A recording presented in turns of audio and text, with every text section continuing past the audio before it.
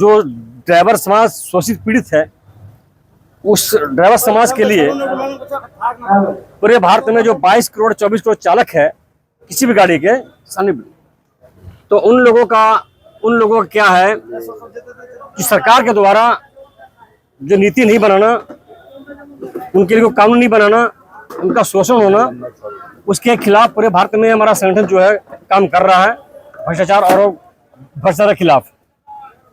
यहाँ भी लोगों को जागरूक करने के लिए हम लोग रैली निकाल रहे हैं और जनसभा कर रहे हैं कि लोग जो चालक यहाँ के बंगाल वेस्ट बंगाल जो ड्राइवर हैं वो जागरूक हो और सरकार को एक मैसेज देने आए कि आप जो ड्राइवर का जो शोषण बंगाल में हो रहा है, पुलिस द्वारा, ट्रैफिक पुलिस द्वारा या लोकल गुंडों के द्वारा या पब्लिक के द्वारा, जनमानस के द्वारा, जो ड्राइवर आए दिन एक्सीडेंट होने पर सारा दोष ड्राइवर मर दिया जाता है। लोग अपनी गलती देखते नहीं है। रोड में ट्रैफिक भी है, उस पर कोई सरकार काम नहीं करती है। जहाँ अंडरपास कराना अंडरपास नहीं, वहाँ लाइट भी दे दिया गया है। बहुत सारा मैटर है। तो सरकार एक डंडा टैक्स लगा रखी हुई है बंगाल में, जैसे बिहार में लगाया है, मैकेनिकल लगाया हुआ है, यहाँ डंडा टैक्स लगाया हुआ है। ये शोषण का बहुत एक माध्यम है, जरिया है खून चूसने का। तो सरकार से हमारा इतनी अपील है कि उसको आप बंद करें।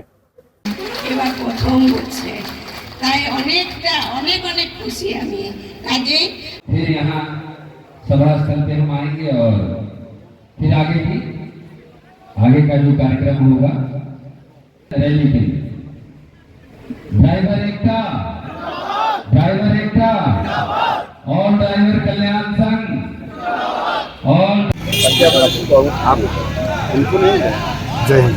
सर्वप्रथमत আমি মিডিয়া চ্যানেলকে শুকরিয়া জানাই যে আমরা যে জায়গাতে আজকে কর্মসূচি রেখেছি বা আমরা সকলে একই জায়গায় একত্রিত হয়েছি, তার জন্য আপনারা এসে আমাদেরকে জিজ্ঞেস করছেন যে আপনারা আজকে কী কর্মসূচি রেখেছেন। সর্বপ্রথমত বলি, এটা আমাদের ড্রাইভার সংগঠন, ড্রাইভারদের নিয়েই কর্মসূচি। আমরা আজকে পশ্চিমবাংলার মাধ্যমে ঝাড়গ্রাম ডিস্ট্রিক্টে এসেছি ড্রাইভারদেরকে নিয়ে একটা জনসভার মাধ্যমে সেফ ড্রাইভ সেফ রাইড ড্রাইভারদেরকে সচেতন করছি যে আপনারা ট্রাফিক আইন মেনে গাড়ি চালাবেন। তার সাথে সাথে সরকারের কাছে আমার একটা নির্দেশ যে আমরা ড্রাইভিং করি, সরকার আমাদেরকে একটা লাইসেন্স দিয়েছেন, ড্রাইভিং করার জন্য অনুমতি দিয়েছে, কিন্তু অনুমতির মাধ্যমে অধিকার কিন্তু দেন না। কেন? আপনি লাইসেন্স দিয়েছে, সেই লাইসেন্সটা যদি আমাদের রিনিউ ফেল হয়, 4 বছর পর আমাকে রিনিউ করতে হয়, সেটার জন্য আমাদেরকে একটা প্রাপ্য লাগে, যাও একটা প্রাপ্য যাই যেটা লাগে, সেটা কিন্তু আমরা সঠিকভাবে পালন করি। আপনি যে আইন ট্রাফিক আইন মেনে তৈরি করেছেন, সেফ ড্রাইভ তৈরি করেছেন, সেগুলো আমরা মেনে চলি। কিন্তু আমাদের অধিকার কোথায়?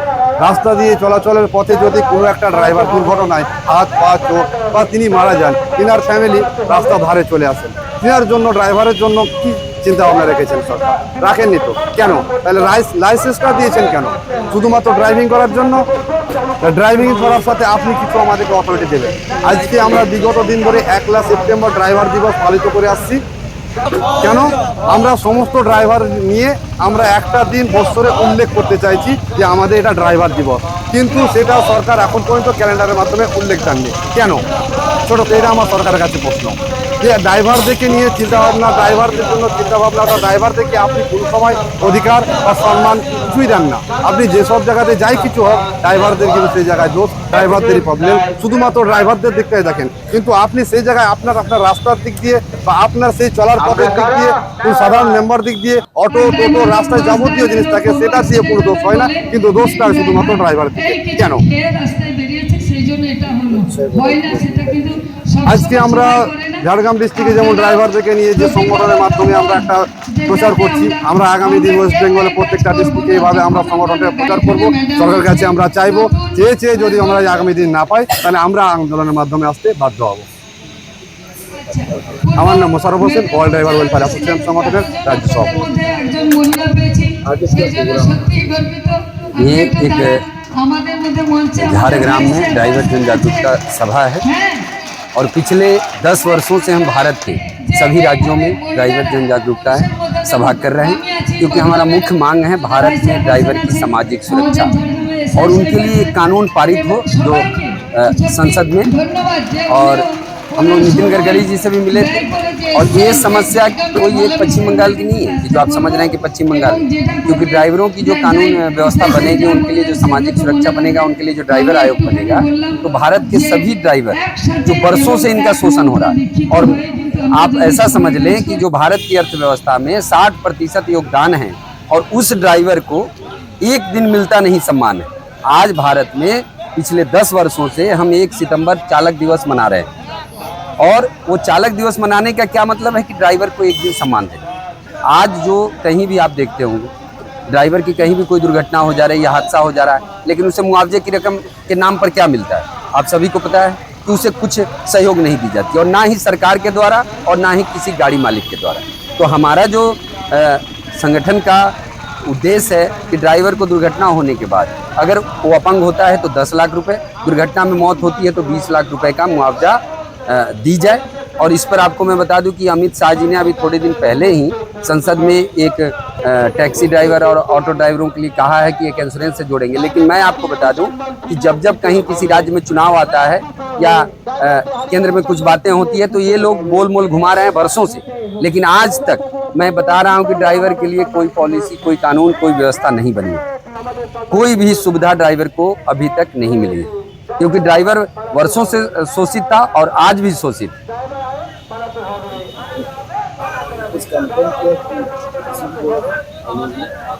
कंप्लेन किया ना, मैं नितिन गडकरी जी से सामना सामनी मिल के आया, 2023 में ही मिला था। और उन्होंने आज जो भारत के अलग अलग राज्य हैं, जैसे आप पश्चिम बंगाल को ले लेते या मध्य प्रदेश को ले लेते हैं, मध्य प्रदेश में आरटीओ चेक पोस्ट बंद होने के बावजूद भी वहाँ अवैध वसूली जारी है।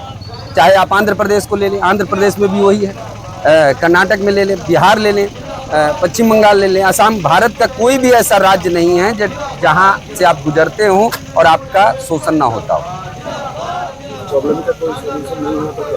देखिए सोल्यूशन तो होना है, क्योंकि अगर देश के ड्राइवरों ने जिस दिन हाथ को ऊपर उठा लिया तो आप ऐसा समझ लें कि इस देश का क्या हाल होगा। आपने देखा होगा कि पिछले 1 जनवरी को जब 3 दिनों के लिए भारत बंद हुआ था तो क्या स्थिति बन गई, लोगों को दूध पानी तक नहीं मिल रहा था।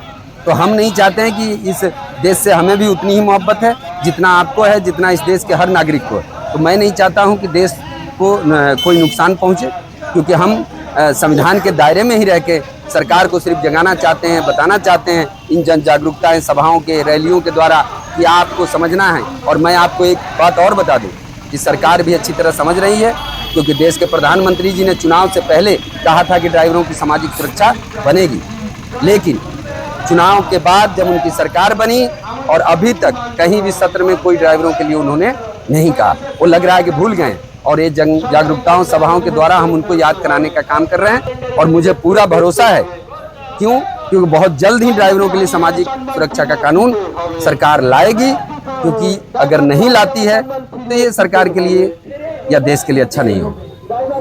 मेरा नाम प्रकाश कुमार सिंह है और मैं ऑल ड्राइवर वेलफेयर एसोसिएशन का राष्ट्रीय नेशनल जनरल सेक्रेटरी हूँ।